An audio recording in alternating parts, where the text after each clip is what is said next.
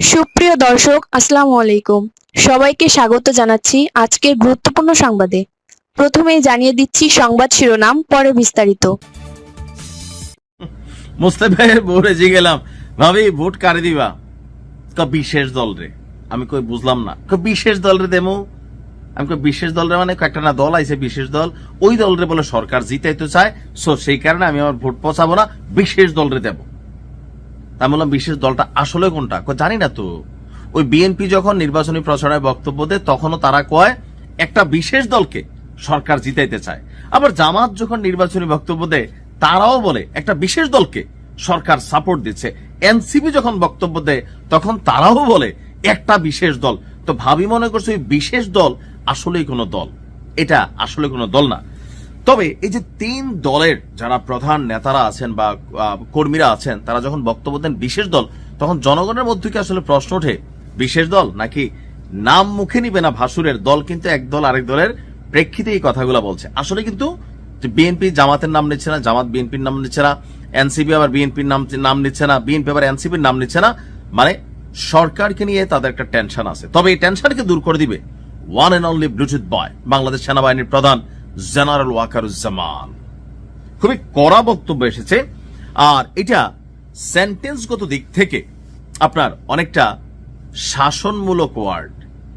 শব্দটা হচ্ছে আমার দেশ পত্রিকার যে লিড নিউজ, নির্বাচন নিরপেক্ষ এবং সুষ্ঠুভাবে সম্পন্ন করতে হবে। এখানে কিন্তু আপনার একটা নির্দেশনা আসছে as a army chief, so command করাই ওনার কাজ। শব্দটা সম্ভবত অনেকটা এরকমই আসছে। অথবা একটা কি বলা হয় যে জনগণের প্রতি বা সরকারের প্রতি বা নির্বাচন কমিশনের প্রতি একটা কঠোর বার্তা দেওয়া হয়েছে। কোনটা? নির্বাচনকে নিরপেক্ষ এবং সুষ্ঠুভাবে সম্পন্ন করতে হবে। নির্বাচন সুষ্ঠু হতে হবে, সেটা একরকম শব্দ, আর সম্পন্ন করতে হবে বাংলা সেন্টেন্সগত দিক থেকে আমরা যদি চিন্তা করি তাহলে এটাতে জোর দেওয়া হয়েছে। তো কেন হঠাৎ করে আমাদের সেনাপ্রধান এই কথা বলছেন? আসন্ন জাতীয় সংসদ নির্বাচনকে কেন্দ্র করে প্রত্যেক দলের মধ্যে একটা পারসেপশন আছে যে লেভেল প্লেইং ফিল্ড থাকবে কিনা, রাতের বেলা ভোট হবে কিনা। কারণ কেউ বলছেন যে তাহাজ্জুদ পরে আসতে হবে, কেউ বলতেছেন ফজর পরে আসতে হবে, আর ভোট তো হবে দিনে। তাহলে কোথাও কি কোনো রকম ঝামেলা? তো এই বিষয়গুলো নিয়ে আন্তর্জাতিকভাবে দেশীয়ভাবে নানান বক্তব্য আছে।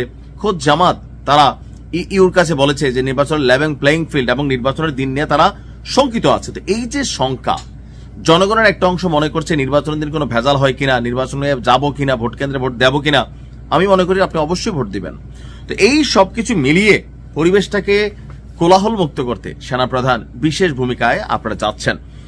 সেনাবাহিনী এই নির্বাচনকে কেন্দ্র করে সর্বোচ্চ লেভেলের ইফোর্ট দিবে ঘোষণা সেনাপ্রধানের। পাশাপাশি তিনি বলছেন যে এই জাতীয় সংসদ নির্বাচনকে শান্তিপূর্ণ, নিরপেক্ষ এবং সুষ্ঠুভাবে সম্পন্ন করার লক্ষ্যে সবাইকে একসাথে কাজ করতে হবে। পেশাদারি, নিরপেক্ষতা, শৃঙ্খলা, ধৈর্য, নাগরিক বান্ধব আচরণের মাধ্যমে দায়িত্ব পালন করতে হবে। গতকালকে আপনার দুপুরের দিকে হেলিকপ্টারে সেনাবাহিনী প্রধান কুমিল্লা ধীরেন্দ্রনাথ দত্ত স্টেডিয়ামে তিনি এসেছিলেন।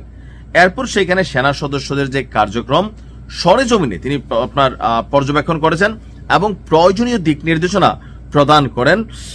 তো ওনার বক্তব্য হচ্ছে যে এই জাতীয় সংসদ নির্বাচনে এবং গণভোটে সার্বিক আইন শৃঙ্খলা পরিস্থিতি মূল্যায়ন এবং in aid to the civil পাওয়ার এর আওতায় মোতায়েনরত যারা সেনাবাহিনীর সদস্যরা আছেন তাদের প্রতি তিনি এই বার্তা দিয়েছেন।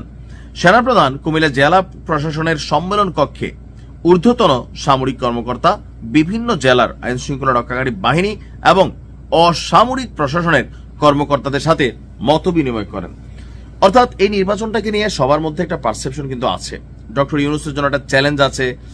কেউ কেউ মনে করছেন এখানে হুন্ডা গুন্ডা দিয়া ভোট হবে। তো সবকিছু মিলে যেহেতু অনেক বছর পর একটা পরিপূর্ণ নির্বাচন, সুষ্ঠু নির্বাচনের ইস্যু আসছে, তো সেই ক্ষেত্রে ডক্টর ইউনূস যদি এটা ফেল করে তাহলে পুরো সিস্টেম ফেল হবে, সবারই বদনাম হবে। আর সেই জন্য সেনাপ্রধান বলেছেন এবার ভোট কেন্দ্রে ভোট দখল থেকে শুরু করে কোনো কিছুরই সুযোগ নাই।